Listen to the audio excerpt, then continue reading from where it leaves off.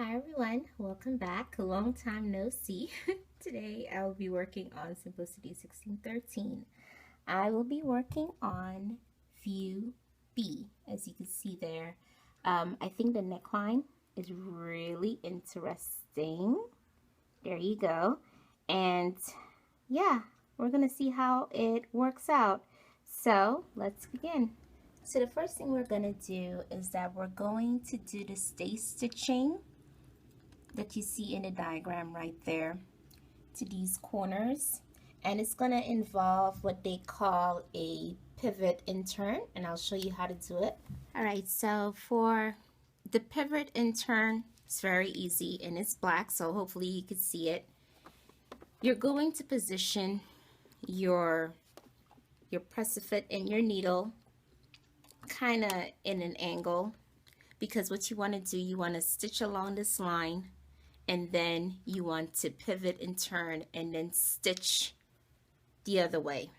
All right, so we're going to set the needle, and I don't know how your sewing machine works, but I have my little button to set the needle in the down position. So as a frame of reference, this is what my sewing machine looks like. These two needles signify the up and the down. So when I push that little red light comes on, and this is how I know that the needle is going to go either in the down position, up the up position. So it's set, and then you're going to stitch, right? And if you could see here, that needle is in the down position. So when you lift the presser foot, you're going to turn, and this is the pivot and turn. You're going to turn, and that needle is just locking that fabric. It's not moving. You can't move it. Then you're going to put down the presser foot again, and then you're going to stitch. Moving on to the fabric, this is what that pivot and turn looks like, and as I said, once again, it's black, so it's going to be a little hard to see. That is a thread marking, and as you can see, it's like a perfect 90 degrees angle. That's what you're going to try to create. Then you're going to snip to the marking, which is that white thread. You're going to do this to all those pivot and turn points that you're seeing on instructions number 2. The next part would be to construct this box pleat by folding in these two pleats. My advice to you would be to make the box pleat and then take a measurement of the width of the top part to make sure that both sides are even, because knits can be they move a lot, they stretch a lot when you're doing your pleats just in general, and this is going to be a more accurate way to make sure that both sides are even. So right now I'm hand basting down those pleats that I just created. You could pin it, which I've done right here, but as I said before, knits are so, they're just so unstable, which is the nature of a knit. So when I hand base it, I know it's going to stay exactly like how the way I put it in the first place. It's just going to make it easier for me to sew it. Next, we're going to attach the two front straps, which is piece number 5. I use pins to identify the markings of the pivot points that I had done as the first step. This is where the stitching is going to start all the way up to here.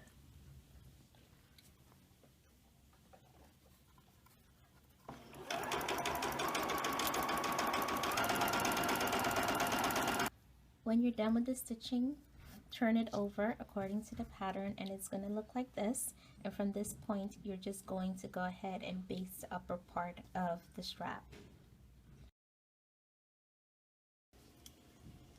I thought this was really interesting, so I just wanted to point it out.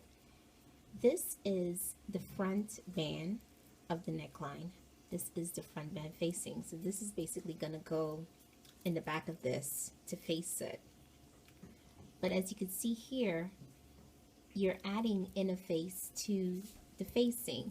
Now for people who sew a lot, they're probably like, really? Usually you add facing to give the front part of the neckline the stability. And then the facing, which is what you're going to be covering the back, so you're going to be folding this over to make that seam in the bottom here to enclose the wrong side of the front facing without interfacing, so it's be easier for you to manipulate. So I just thought that this was really interesting. And as you can see here, the front band facing is cut differently to the front band. So we're going to see how it works out. So as the pattern directed, we're going to do a stay stitch 3 of an 1/8" between both notches on the front facing, and then we're going to do another one at 1/4 of an inch in the same place, which is going to look like this. And then the next step is to add the inner facing to the wrong side of the neck facing, which looks like that. With right sides together, you're going to pin it at the upper edge of the band, which I'm doing right now.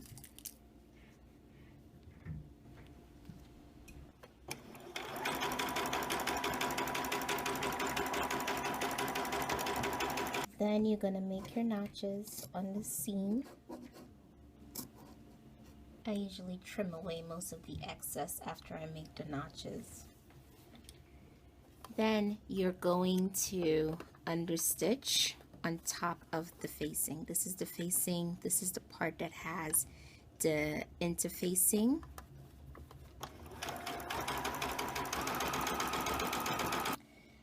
Now, after applying the machine-based stitching at the center of the neckline band, I am going to fold it over, right sides facing each other, and first I'm going to run that stitch over the machine basting here. This is, and let me show you guys the frame of reference, this is this part of the neckline that you're seeing here. And the whole point of having these gathers is for this part, which is longer, to meet up with the width of the bottom part right here. So this is where I'm at with the neck facing. I have stitched the base of the neck facing, and I've applied the hand basting to the outer edge of the facing. There is some gathers here, and that's why it's looking like it's kind of like waving. This is not something I like in necklines. I like my necklines to be perfectly flat and smooth, but this is the design of the neckline. So let's see what happens next. Then you're going to attach your neck facing to the upper part of your bodice. So just as a frame of reference, this here is that pleated section that we have worked on in the first part, and this is that other part of the bodice, that other extension, and that is what is going to be connected to the neck facing. They want you to baste this. Do not machine stitch this, because this seam is going to be enclosed with the facing, which we're going to do next. So here comes the tricky part. How do you attach the facing to the front of the bodice to enclose and to leave out what you need to leave out on the neckline? So I'm going to try to explain this. This is the facing. This is the front of the bodice. They are laying on the right side. So the right side of the fabric is on the mat. And from this part here, you're going to attach the neckline to the actual neckline of the bodice. Alright, so here we go. This is that seam that we just basted together right here.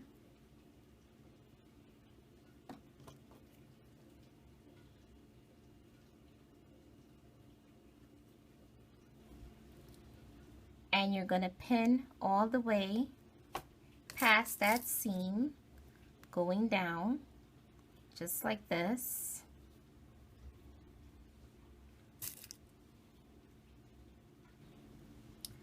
Now this here, this is that pleated strap.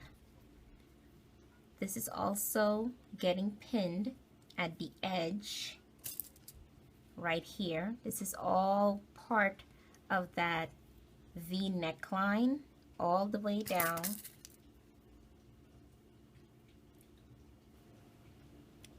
And then you're gonna continuously pinning it all the way across to the other side, exactly how I did it before, making sure that where that strap is, it's totally pinned. It's pinned all the way down and across.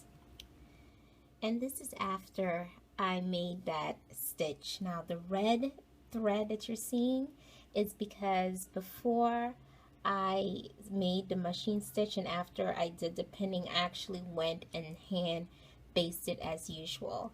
And the reason why I highly recommend that you do some type of basting is you want to check when you flip it over, which you would see when I flip it over, that everything is enclosed the right way, because you know this is a knit. Once you stitch it, that's it. If you try to pick this out, there's going to be a bunch of holes in your fabric. So this is what I did. This is the center front, and I made a couple of notches where that curve is to help it lay flat, and it's already underlined, which is the next part of it. And I already showed you guys, you know, how I do the underlining. So let me show you how it looks on the right side. And this is the front of the neckline. It worked out pretty well. I don't know if you're gonna be able to see that, but yep, it's okay. All right, so let's move on to finishing up this part. One is supposed to go above and then one is supposed to go under. All right, so the pattern states that the right side is going to go above, the left side is going to go below, and then you're going to turn them in like this.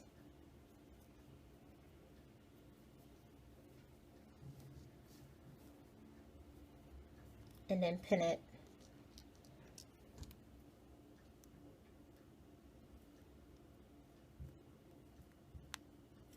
And here you're going to run the stitch.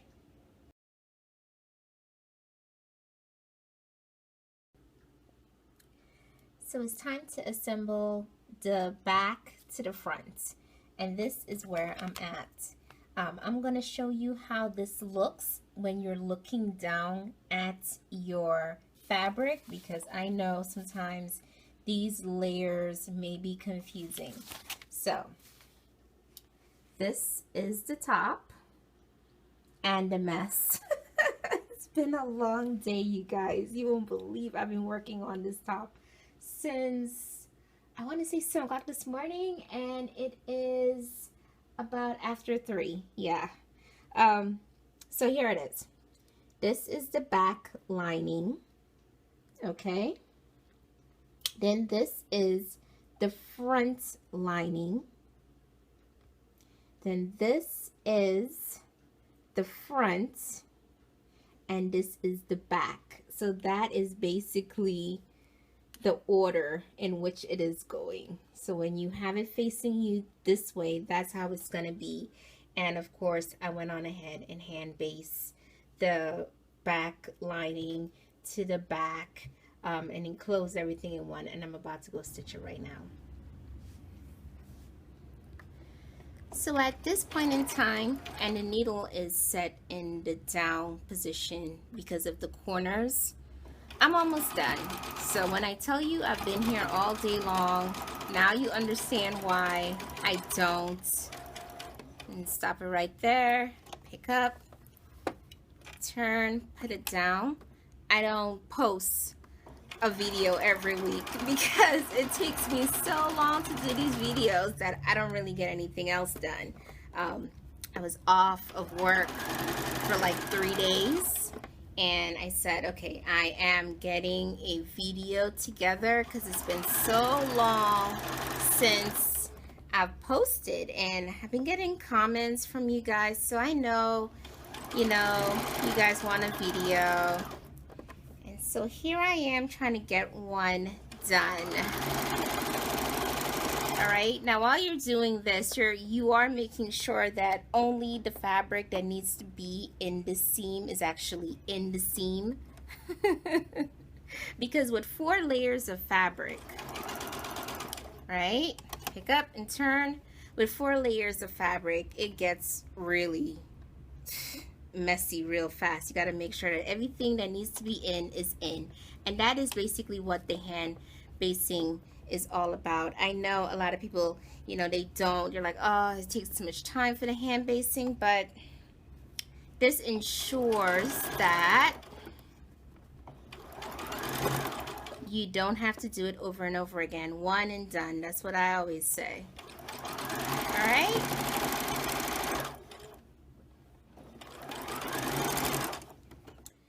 Now, the pattern does say that the shoulder extends about 5/8 of an inch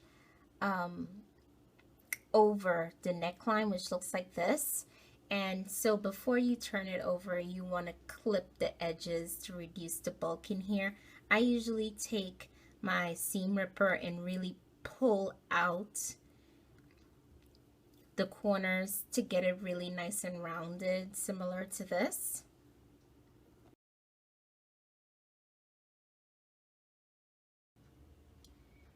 To seam the side seams of the facings with the top facing you on the right side, so this is on the right side, you just lay it down and it's facing you, you're going to pull away the front and you're just going to run a stitch on the front and back seam on both sides, which looks like this. So front, lining, back. Then you're going to flip the top on the wrong side, so the right side of both the back and the front is going to be facing each other. Pull the lining away, make sure that nothing is getting caught into anything. Then you're going to do the side seams. So once the side seams are finished, then I base the front and back to the respective lining. So what I'm trying to do is that when I add the sleeves, I want the lining and the actual front of the bodice and the back of the bodice to be together as one, to prevent any type of puckering, or one piece of the fabric is in and one piece of the fabric is bunched up or out. So basting them together makes it basically one piece of fabric that you're working with. So now it's time to add the sleeves, and of course you're just gonna connect the dots.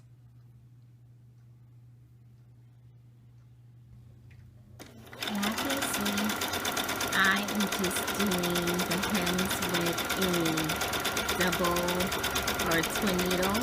And before I forget, you're probably wondering, how in the world did I finish that neck detail that goes over the neckline? Well, all you have to do is serge it. Then you're going to position it where you want to position it on your neckline. And then on the other side, make sure the seam where it's serged is to the back. And then you're just going to slip stitch it by hand. You could do it on the machine if you want to, but I just did it by hand because, as I said, it's just easier for me to control, and you don't get to see the seam or the stitching on the other side. Then you just slip stitch it by hand and you're done. That's how you do it. So are you ready to see the finished garment? Here we go.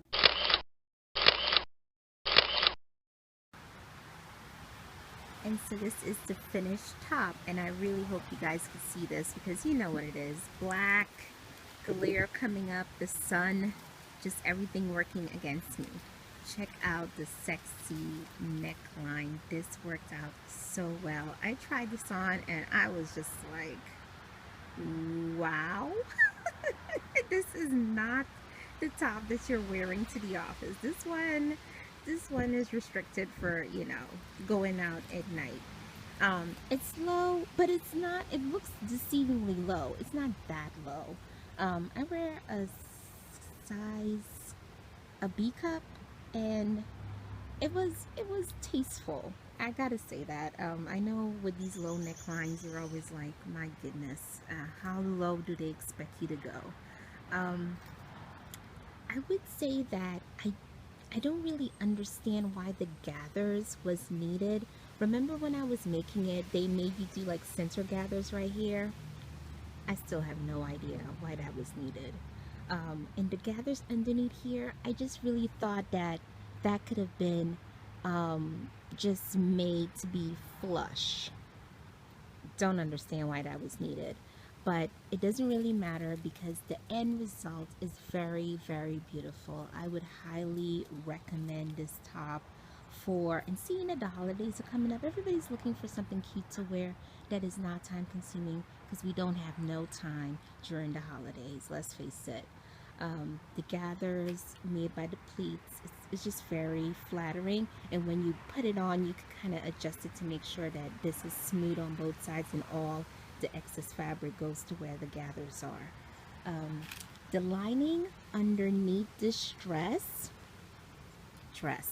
top the lining underneath this top, it hits you right under the bust line, right on top of the rib cage, which is a very comfortable place for it to hit you. It's kind of like where your camis hit you, the lining in your camis hits you. So whoever thought about that, kudos to them, because you know all of that plays into part of designing a really comfortable top. Let me go around the back. That is that overlapping fabric there. And this is the back. Go back. Yep. That's it. So do I recommend this pattern? Absolutely. Would I make it again? No. I think this is only one I could possibly need in my closet. It's very distinctive, so no. So let me know what you think about it. I love it. I think it worked out really great. Here comes the look of the day.